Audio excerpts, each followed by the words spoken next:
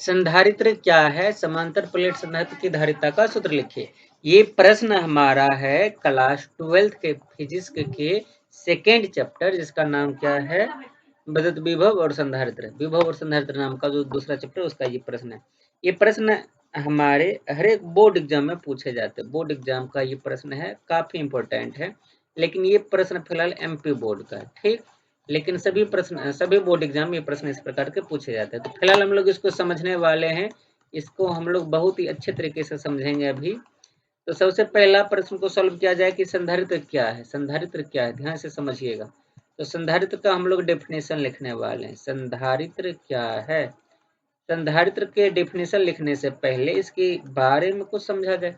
तो संधारित्र के लिए हम लोग क्या करते हैं? एक चालक लाते हैं। इस पे अगर हम लोग धनात्मक आवेश देते हैं, प्लस के आवेश देते हैं, और इसके सामने कोई एक अनावेशित चालक लाते हैं, तो इस पे अपने आप माइनस क्यू आवेश प्रेरित हो जाता है। इस पे माइनस क्यू आवेश प्रेरित हो जाता है, ठीक।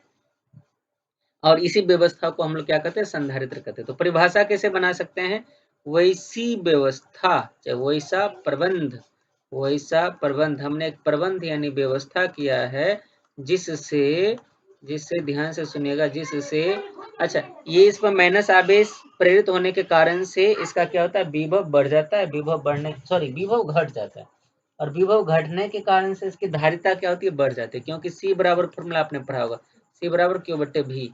भी सी का क्या होता है? व्युत्क्रमानुपाती। भी घटेगा तो सी बढ़ेगा।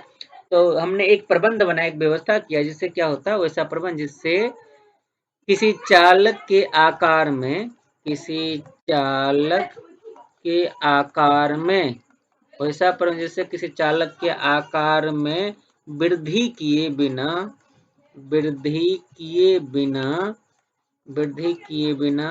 कृत्रिम रूप से यानी कि आर्टिफिशियली, कृत्रिम रूप से इसकी धारिता को बढ़ाई जा सकती है। इसकी धारिता को बढ़ाई जाती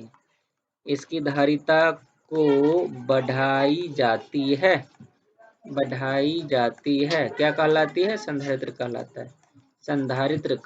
है। क्या कहलाता है? संधारित्र कहलाता है।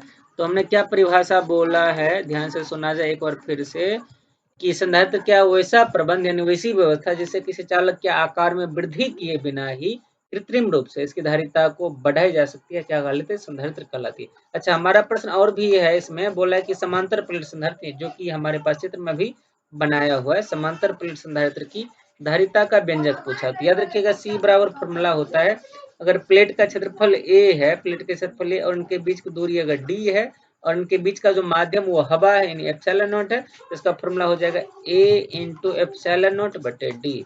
जहाँ ए क्या है? ए बराबर क्षेत्रफल है, डी क्या है? डी है प्लेटों के बीच की दूरी,